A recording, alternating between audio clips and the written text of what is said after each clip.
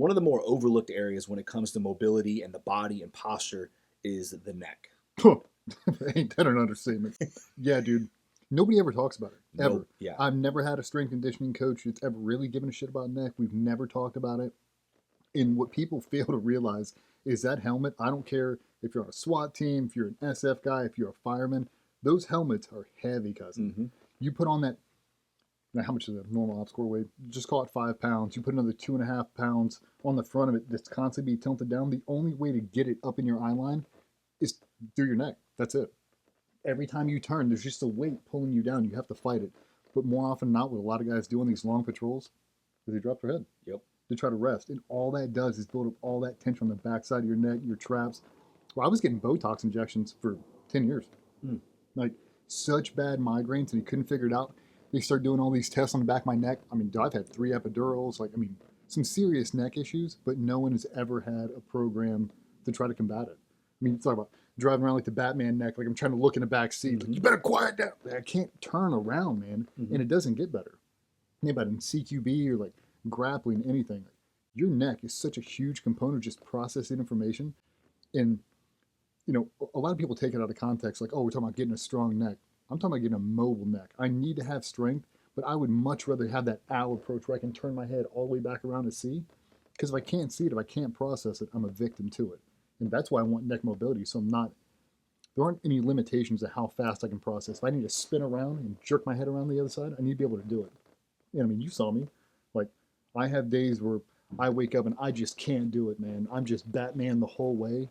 And for people that have never had neck injuries or neck issues, it's humbling, man. You can't do anything. And they still got to wake up the next day and do it again. And I'm so glad that, finally able, at this stage of my life, to be able to incorporate some daily movement. And if you see it, I know people on content, they mention all the time, he's like, you're always doing neck rotations. Motion is lotion, dude. Apply daily. I am constantly getting neck rotations. And if you put these mics on the side of my neck, it sounds like I'm grinding through a bag of rice. Just... Yeah. But I do, man. If I don't do it every single day, I know it. I wake up some days and I'm like, oh my God, how am I going to get through this? I don't even want to start the rotation. You got to. It's one of those things that it's like you don't realize how important it is until you don't have it. And the best example, as you just said, is that Batman neck. And you're driving and you're trying to like look back and you're just like, you have to like kind of turn your whole body to turn. You're like, oh wow, that's pretty valuable.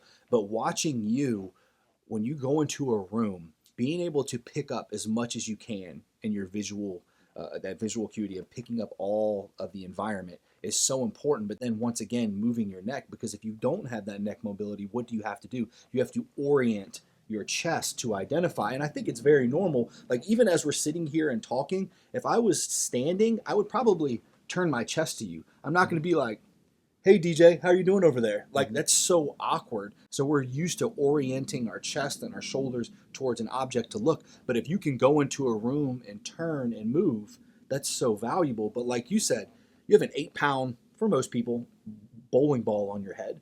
Most people in the tactical profession have a forward head posture due to their, like you said, the weight of everything going forward. We're moving forward, the angle of our rib cage.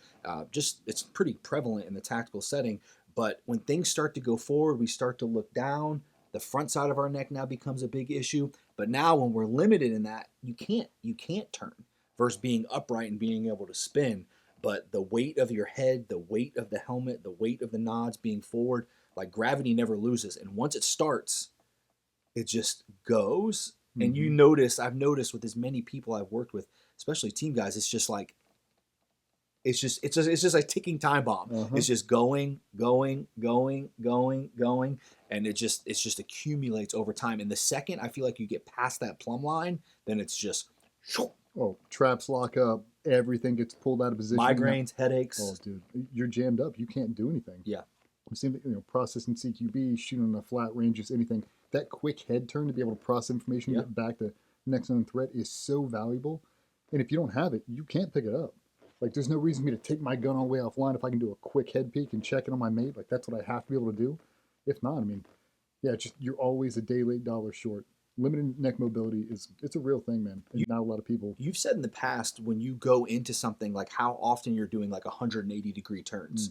And if you have to wait to identify something by you turning your entire chest, you've already missed the opportunity to bring in that environment so much. But like you, I see you like you're like cheating over almost, identifying so your eyes can get to a point and then your chest like turns. But you've already taken in that entire environment, picked up stressors, picked up where you need to go because of that neck mobility that you had. If you don't have it, if I'm trying to do a 180-degree turn and address a threat behind me, if I don't get my head started in that position, I'm not going to pick him up until I am completely pivoted on there.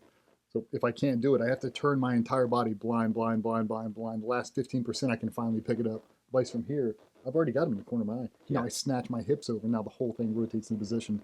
But it takes daily practice, man. Yeah. Like it takes an isolated, like, I'm going to work on neck mobility. Why? Because it makes me better at all these things. You think about a wide receiver blowing down the end.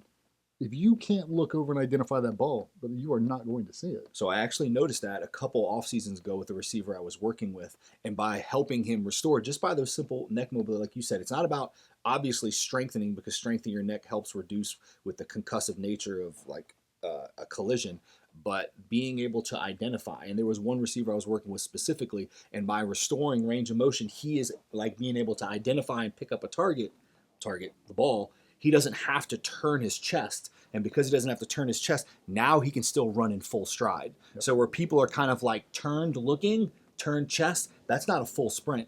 But if he's full sprint and can just peek over and look, obviously his helmet is reducing his vision, but find it out of the corner of his face mask, that's going to truly allow him to continue sprinting. You have to, man. Yep. You have to do it. But I mean, we neglected it for so long. And everybody's working on traps and we're trying to do upright rows and all this stuff, and it's not getting better. So one of the things I tell guys now, I'm a big proponent of the 20-minute walk just for mental health, food digestion, circadian rhythm, and all that. But I tell guys now, take an account of where you're looking at. Like for me, I can feel it. I'll start looking down at the ground. Next thing I know, I've been on this walk for 7 minutes, dude, and I've been staring 6 feet in front of me the whole time. Same. Stop. Up. Even neck, try to relax everything, shoulder blades back, try to relax my neck. I'll even tell myself, like, tongue in the roof of your mouth. And I'll try to walk for 3 or 4 minutes. I'm trying to reset this baseline. I'm not looking down. I'm not looking down. And when I catch myself, I bring it right back up. 20 minutes of now, my eyes are in their natural eye line, vice being down. It's a huge game changer for me, because if not, now I've got 20 minutes of me walking like this. That doesn't help me at all. Like, it doesn't help me process anything. I need my eyes up, man. So I remember reading a while ago, when it comes to walking, something that's so dissimilar to anything else compared to driving, running somewhat, but riding a bike, but most people look down to find like awareness of their body in space. Where when you're walking, if you have your eyes up, it's a very freeing movement because your eyes just get to kind of like bounce around and look. But if you're running, you're probably staring at a spot. If you're riding a bike, you're not looking around. You're probably looking at the ground, making sure you don't run over something. But walking is one of the few things in your life that you actually take in everything on the horizon. If you challenge yourself, because it's very easy to just look down at the ground. I mean, with technology these days, you see it. Everybody's just on a phone. Yep. Your head's always down. Yep. I noticed such a big difference, and I started looking at my screen time for how much I'm on it for the week, and I can feel that directly correlate with how bad my neck feels because I'm down.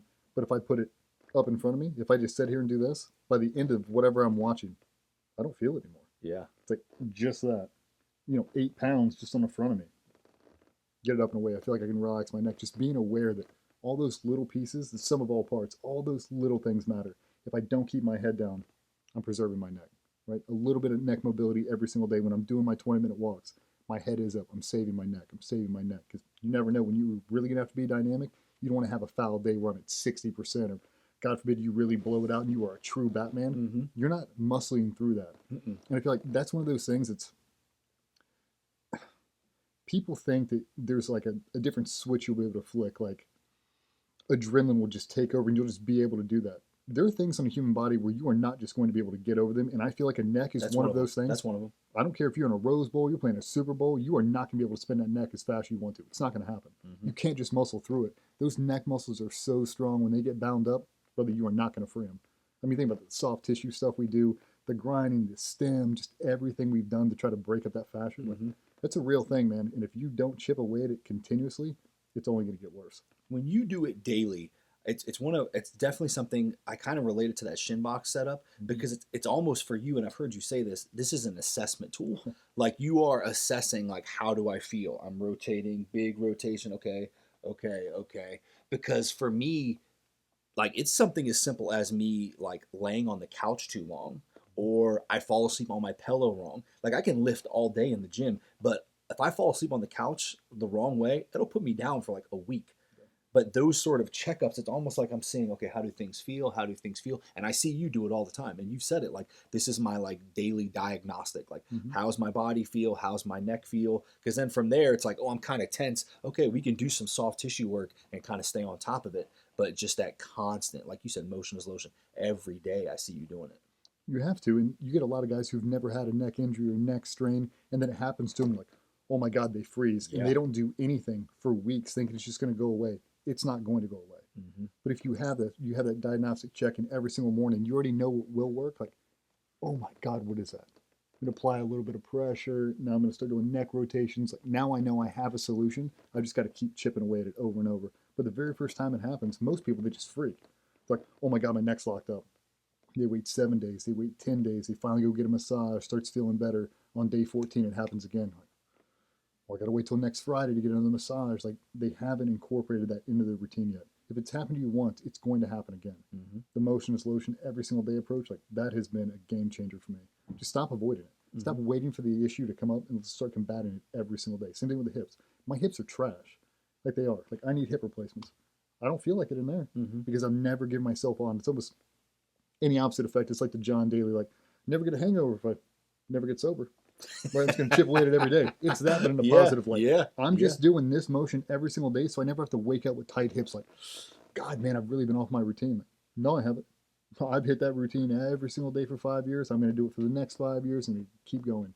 I've got to keep them moving. Same thing with the neck, man. You ever notice anything while you were operating, dependent upon the kit you were wearing, that it would put more of a stress on your neck? Like, would you wear your stuff Uneven. a specific way to Hmm. prevent that? Yeah, man. Like, if you have to run with double radios, depending on how many magazines or how many breaching charges, whatever, you don't want it to be lopsided because all that's resting on your traps. Mm, We don't have a suspension system that really works where you put it on a belt and you've got these sticks that kind of get the kit up off your traps. It doesn't really exist ish. I mean, they have something like that, but for most of the carriers, all the weight is right on your traps. So what's that do? yeah. Put your head forward. Now you have the weight on top of it. Now I've got an extra 5 or 6 pounds on one side. Now the whole thing's cattywampus. Now this hip flexor tires out more. I go to Yeah. articulate out. Now this QL goes off. It's like, oh my God, now my neck. And the whole time you're just grabbing this kit and you're just trying to get off your traps just for a minute. You're undoing your chin strap. You're trying to get any kind Yeah. of relief, but you're doing that for 6 hours straight. Yeah. It's exhausting. Yeah. And the other thing we talk about is how much bandwidth that takes away from the actual operator. Like you should be thinking about the target and everything you have Yeah. to do, and now I can't because all I can think about is how locked up my right trap is. Now my right, lower back, my QL's fired up. Like, oh my God! As soon as I get home, I'm taking this shit off. Yeah. Like I don't want that, man. I want you to have full bandwidth to do whatever you're about to do right now because it really deserves full focus. And just because of kit lined up, because of what they're asking you to carry, now you're behind the power curve. I remember you when we were at one of the KTCs and you were giving shooting instruction and not realizing like how natural it is for people to like try to go towards like the scope or the optic, I guess Yep. for the right word, to try to identify. And I was just thinking like even as that forward head posture goes, and if you're doing shooting hundreds of rounds a day and you're like so far forward and that weight's even compounding further, that's a lot on that neck. That was one of the things we talked about with the Hydra. That's why we made it that tall, so I don't have to dip my Yeah, head so you down. can cut. I keep my head in a Yeah. vertical posture. Now I snap it up and break a shot. I'm like, well, don't just watch any video with anybody who doesn't have it. Just to lean your head over. You have to drop it forward. Now put a helmet with night vision on. Like that's a lot of weight, and now it's just Yeah. over and over. You think you're shooting on typical range day. I mean, we're shooting 1,000 rounds per caliber per day. And that's a lot of reps, dude. Yeah. And we do a lot of single repetitions, 2-shot repetitions over and over. That's a lot of time dropping your head down to a gun. But the way we feel it now, it's no different than shooting a pistol or a carbine. Just being up. Exactly. And even that upright thing, as you said, like as I talked about, when you go into a room, being able to pick up that visual perception of as much as you can. But like the second you start going forward, it starts to pull it in, and I feel Yeah. like you even become more. like tunnel vision almost, Oh, like more focused in on something versus being able to have that upright posture and it kind of like take in everything and look, it's just a much safer, better position to be in. well, I mean, it is. Like if you just at any carbine, if the optic's lower on the rail, you have to do this. So if you put four fingers in front of my face, I can't see them right now. I can't see Jared. I can't see the camera right now. But if I get on that 291 optic center, I can see so much more information. Yeah. All I have is a red dot in the center of my eye. I never have to drop my head again. That's really one of the reasons it's so beneficial for guys who do CQB. It's like I have to be able to see. It's like, does it make you shoot faster? Yeah, for a lot of guys it does. But it makes you process information universally so much better because I'm not dropping my head down. I'm not looking through my eyebrow. I've got my nose up and I can see everything. I feel like that's the most important part of that job is being able to make very good decisions. And to make very good decisions, you have to bring in the most amount of information. So, how do you bring on the most information? Be able to orient yourself to bring in the most, and then being able to pick up out of the corner of your eyes. But like you said, you're used to that. You're coaching that. You're talking about that. Yep. You're moving your neck so that you have the capabilities. It's almost like you've checked these boxes. So when you get into that moment, you know that I can turn and look and identify. I don't have to orient my whole body and completely turn because now your feet are getting twisted up. You're stepping over things versus you being able to, oh, that's not nothing, and go right back to where I need to. How does that relate to skydiving? Oh, same. Everything's neck mobility. Every single bit of it. Dude. Yeah. Like, I don't care if you're flying on your belly, your back, you're doing, head up, head down, whatever it's going to be. Everything is neck related. Because you're kind of you're pushing back, right? Mm-hmm. But what about when you're like free falling and you got your chin up like this? I mean, you're still processing all that Yeah. information, but if I want to go to make a turn, just a simple movement of applying pressure at the top of my head will generate a turn. Now, I add a little bit of arms with it, it's so much faster. But if you don't, like if I go to make a 360 and I just look this way, it takes me a long time to go. If I snap my head over and I'm looking at him the entire time, I can create such an arc so fast, but I can't hit the brakes unless I can see him coming. It's like I'm trying to look at him the entire time. The moment I get back around, my head switches. So when I'm coming back in the turn, I can pick him up out of the corner of my eye. Yeah. So I know when to stop. If I don't, I won't hit the brakes and I'll drift right past him. Okay. You got to be super aware. With the kit and stuff that you were wearing, you mentioned the weight on your traps and your low back, and we've talked about the importance of posture and how it all goes to each other. And we've even talked about how you stand like very kind of hippie chesty sometimes off to the side. When you see guys that are you're working with, you're training with, and you see them in these positions, what are things like limitations that you notice that they have because of that? Fatigue. Like They get tired really, really fast and they don't realize it and their posture starts to break down. That head forward posture, they'll maintain that for 15, 20 minutes. Next thing you know, it's like this. And now they're just walking. Call it lumbering. Yeah. They're just naturally walking instead of, you see the guys who have a better posture, typically the guys up front, heads are up, they're moving, they look more athletic, they look more aware, they're processing more information, they're always switched on. The guys in the back are the guys that aren't aware of their posture, just kind of drop down. Just looking at other people's feet as they're walking up. Just walking, ducks in a row. It's like it's not always a bad thing, but it is a bad thing. Yeah. Like you need to be up, you need to be able to process information. Yeah, a lot of that it's only posture related. Why do you think it's so overlooked? Because even in the strength and conditioning side of coaches, like outside of strengthening your neck for reducing concussions, like football, even really big in soccer, rugby, just collision sports, like there is a lot of strengthening the neck, but the actual like moving of the neck, like if I swipe on social media, I can bet good money I am not going to see a neck mobility series. I'm going to see hip mobility. I'm going to see shoulder mobility. I'm going to see 7 steps to deal with back pain. I am not going to see that. Why do you think that is so overlooked from your setting? Because for me, it's because it's not fancy. I feel like it's hard to get like value because unless you're a coach and you can connect the dots with why we're doing this, people are like, what am I doing? Like, what is the point of this? But then you tell them like, oh, because if you can do this, you can maintain your speed. They're like, oh, that's valuable. Why do you think it's so overlooked from like a tactician setting? You probably don't have tacticians bringing it up that is an issue. Not enough people are being vocal with the coach. Like, man, I've had some serious neck issues going on. It's really hindered me in the house. Like, oh, is it? Why? Maybe because they've never had one, right? Maybe they come from a different sports background where neck mobility is not even really a topic of discussion. Now these guys bring it up like, hey man, I'm having some serious issues on the flat range, man. Like I got Batman neck going on. Mm. Oh, let me get some stim, let me get this. Like after I did 3 or 4 days out, like I feel a whole lot better. Like, can you incorporate it into my program and whatever else? But for us, it isn't a sexy topic. It's not.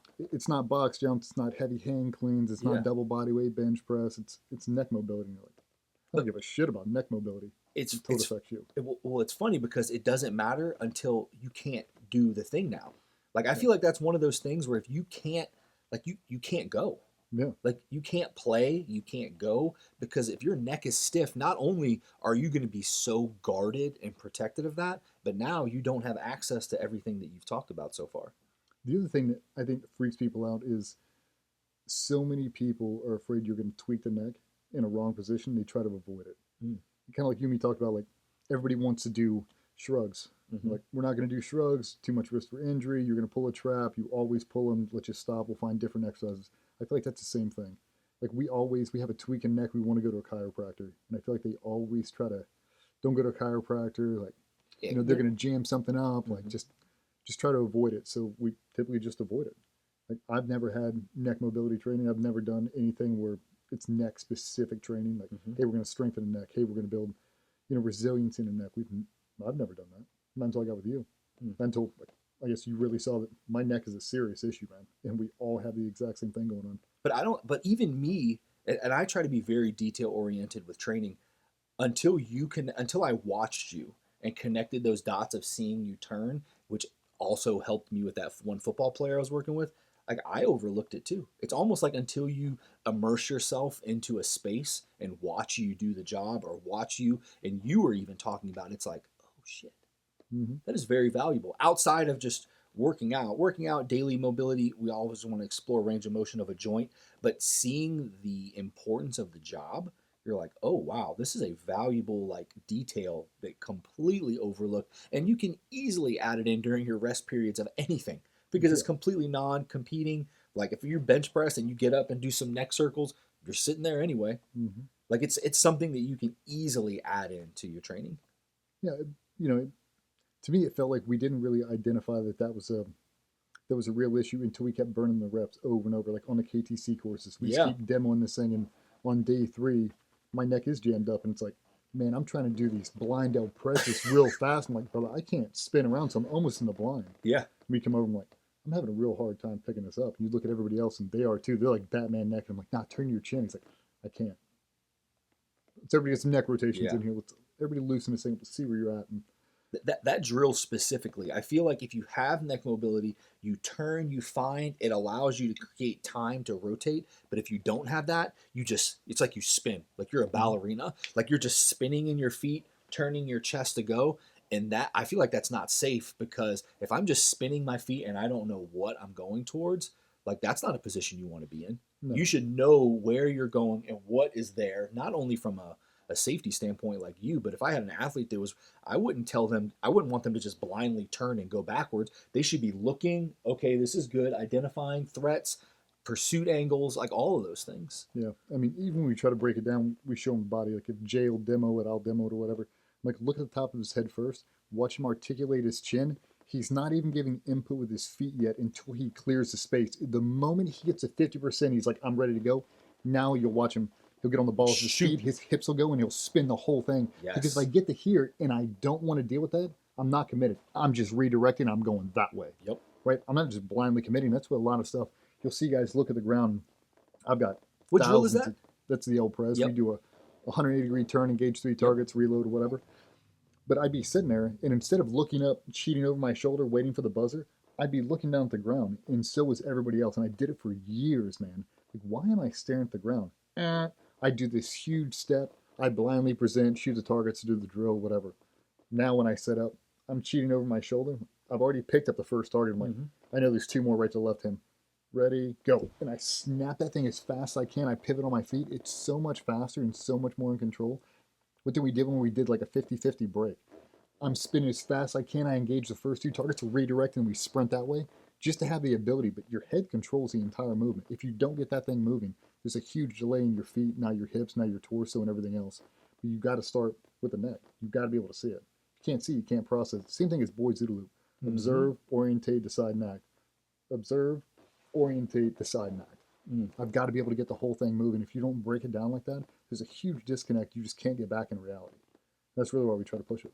Well, even for shooting instruction, you say bring your hands to your eyes, Yep. but like that's with anything. Mm-hmm. If your eyes are identifying something, if you're riding a bike and I'm looking to the side, I'm going to naturally start drifting over there. My body wants to go to what I'm looking at. So if you can identify and find things out of the corner of your eyes, and you have the neck mobility to open that vision up even further, it's so important. And watching you guys turn. Why do you think was it just like this is the way we've always done it, so this is the way I'm going to do it?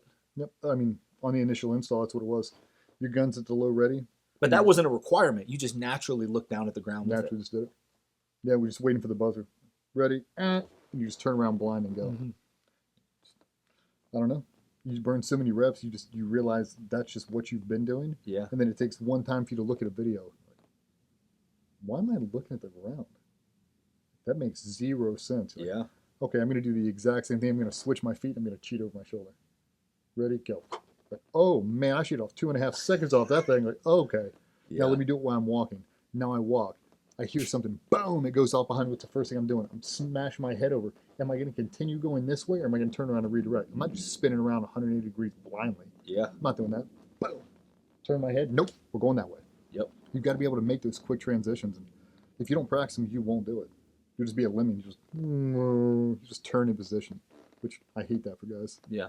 When you're talking about that forward head posture and whatnot, so for me, I have a little bit of forward head posture too, and I've realized like not only is it I have that tension on the back side of my neck, like that stress, but for me it's the front side of my neck is what the issue is. So I went and saw a massage therapist, and we've actually done this together. But like for me, it's these guys right here. So I have to do like if I get real stiff, I'll just do kind of like some cross frictional rubs on that tissue, and that like really helps me.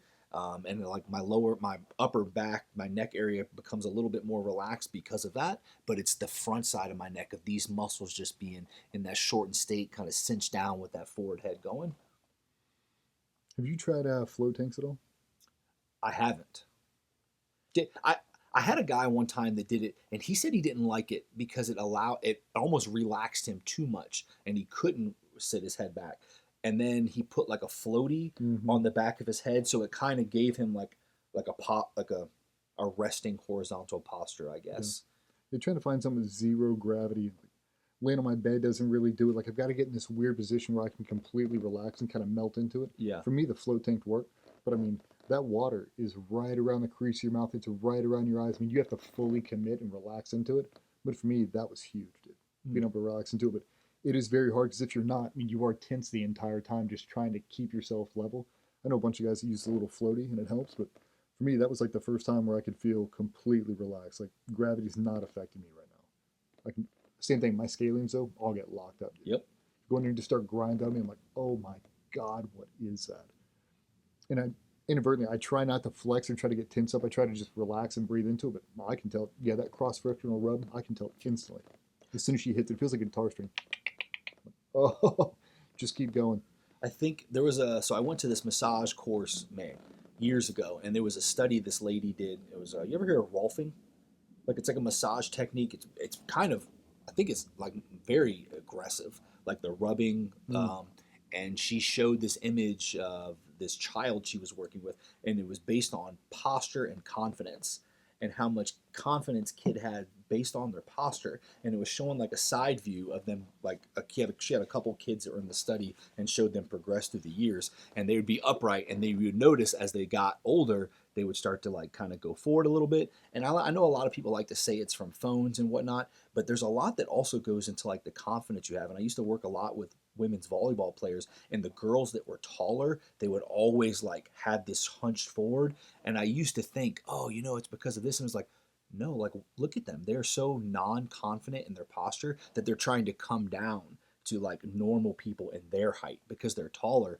And it just makes me think about like how important our posture is of staying upright, like you talked about, bringing it all in. But it's almost like you don't notice it when you're standing. But if I lay flat on the ground, I'm like, oh, like my head is like this far off the ground. I feel like my back, I'm like, damn. But when you're standing upright, you're just like, You're so accustomed to it because it doesn't happen overnight. 20 years goes by in service and you're like, oh, whoa, at what Mm-hmm. point did this happen? And you just start to notice, like you said, like your hat just gets a little bit lower every year. Mm-hmm. It it does, man. I've seen it myself. How am I going to keep this in a natural position when my eyes are up? I have to force it. Yeah. You have to make it happen over and over and over. I'm not looking down at the ground anymore. And it's kind of counterintuitive, but if you look at this 20-minute walk videos I do, I always start on the ground and then I always bring my head up but and but you keep it do up. you end where you're supposed to be. Yeah, but I don't know if that's kind of the point of the whole thing. Like, we are getting movement, we are getting movement. Just keep with the phone. Yeah. Bring it all up, and now everything stays here. Yeah. Now everything's in eye line. I'm not looking down at my feet again. And it's hard, man, but you got to make it a habit. I try to do that every day. I agree. I try to do the same thing. It's very natural to just kind of look down at the ground. I would definitely like to sit down and come up with 3 or 4 top exercises we think for neck strengthening, neck mobility that dudes can start to incorporate outside of the neck circles. Maybe we can get in the gym and just knock out a couple, because I know I have a ton of dudes that are always in helmets, the firemen especially, like all those guys that have to wear something heavy on their head all day long for work. And I know there's plenty of times where they're not wearing it, but when you actually do the job, you're wearing it. Yep. Right? And you want to be able to put that thing on and it not feel like a 12-pound hat. It needs to be able to feel comfortable. And if your neck is strong enough to support it and it doesn't limit you in any way, that only makes you better. We should definitely follow up this conversation. That's a great idea. No, knock out some neck stuff. Cool. I appreciate you, dude. Absolutely.